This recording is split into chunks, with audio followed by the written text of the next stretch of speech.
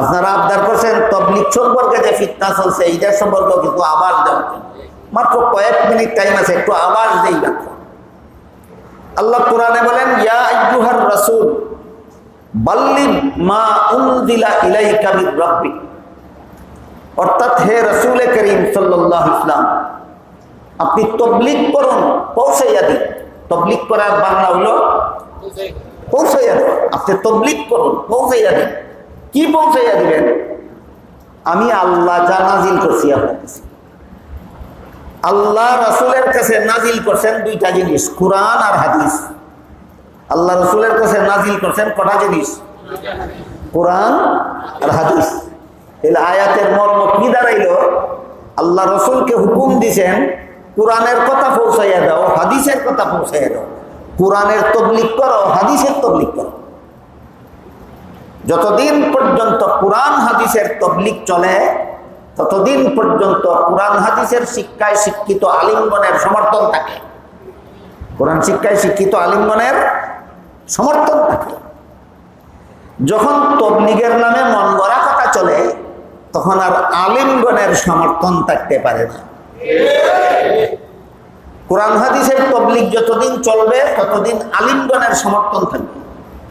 যেদিন কোরআন হাদিসের কথা বাদ দিয়া মন গড়া কথার তবলিগ চালু হবে তখন আলিমগণের সমর্থন থাকতে পারে না।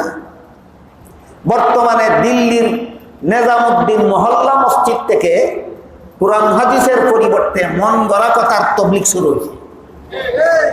কোরআন হাদিসের পরিবর্তে কোন কথার তবলিগ শুরু হয়েছে?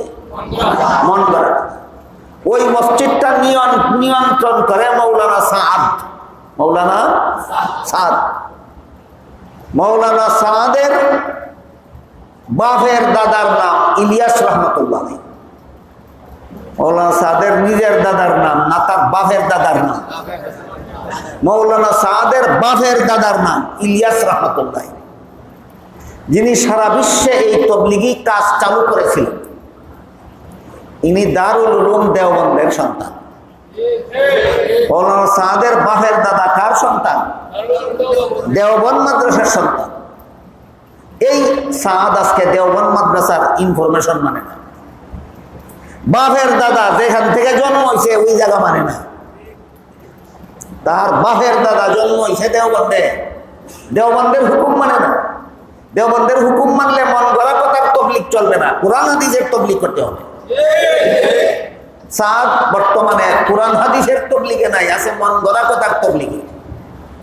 সাদ যত মন গড়া কথার তবলিগ করতেছে এর মধ্যে একটা মন গড়া কথা হলো, সাদ বলে সমস্ত সাহাবাগণ একে অপরের বিরুদ্ধে হিংসা বিদ্বেষে লিপ্ত ছিলেন। এটা সাহাদের কথা। আল্লাহ কোরআনে বলেন, মুহাম্মাদুর রাসূলুল্লাহি ওয়াল্লাযীনা মাআহু আশিদ্দাউ আলাল কুফার রুহামাউ বাইনাহুম। মুহাম্মাদুর রাসূলুল্লাহ এবং তার সঙ্গী সাথীগণ। আপনারা কেউ বলতে পারেন মুহাম্মাদুর রাসূলুল্লাহর সঙ্গী সাথীগণ কারা? সবাই। এরা বেঈমান সন্ত্রাসীদের মোকাবেলায় কঠোর। মুহাম্মাদুর রাসূলুল্লাহ ও তার সঙ্গী সাথী সাহাবাগণ বেঈমান সন্ত্রাসীদের মোকাবেলায় কঠোর, কিন্তু নিজেরা পরস্পরে সদয়। আল্লাহ বলেন রাসূলের সাহাবাগণ পরস্পরে সদয় ছিলেন। সাদ বলে রাসূলের সাহাবাগণ পরস্পরে বিদ্বেষী ছিলেন।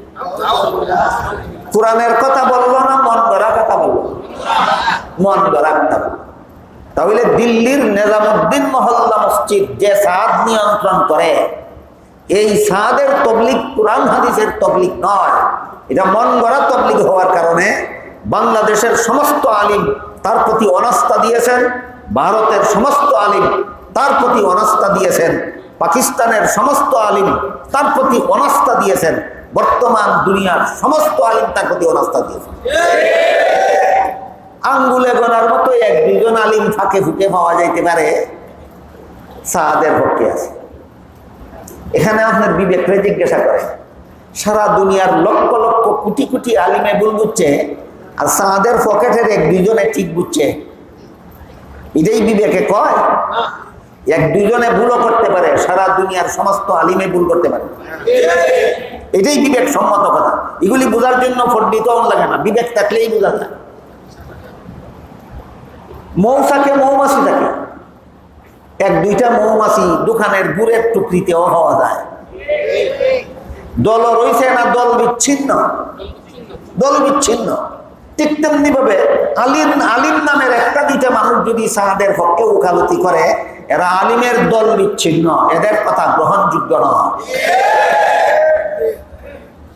সাদ যে সমস্ত মন গড়া কথার তবলিগ চালু করেছে, এর মধ্যে একটা মন গড়া তবলিগ হইল, মন গড়া কথা হইল সাহাবায়ে কেরামের বিরুদ্ধে, আর একটা মন গড়া তবলিগ হইল নবী রাসূলগণের বিরুদ্ধে।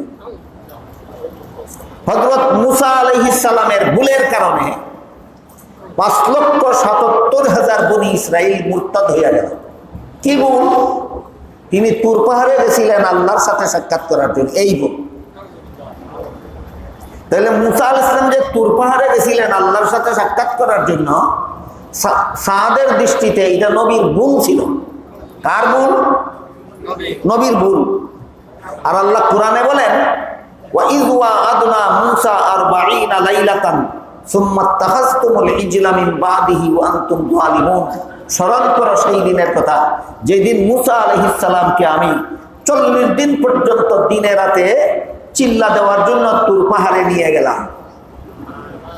তো মুসা নবী মন গড়া ভাবে তুর পাহাড়ে গেছিলেন না আল্লাহর হুকুমে?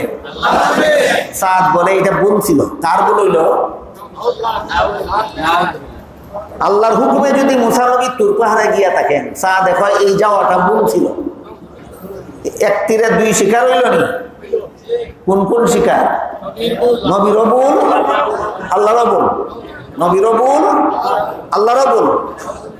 এমন শয়তানি কথা যেখানে বলতে পারে এটা ইসলামী তবলিগ হতে পারে না, এটা মন গড়া তবলিগ ছাড়া আর কিছু নয়।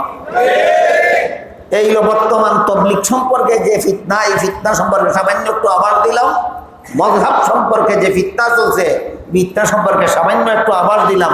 আল্লাহ আপনাদের আমাদের সবাইকে এই সকল প্রকার ফিতনা থেকে ঈমান আমল হেফাজত করার তৌফিক দান করুন।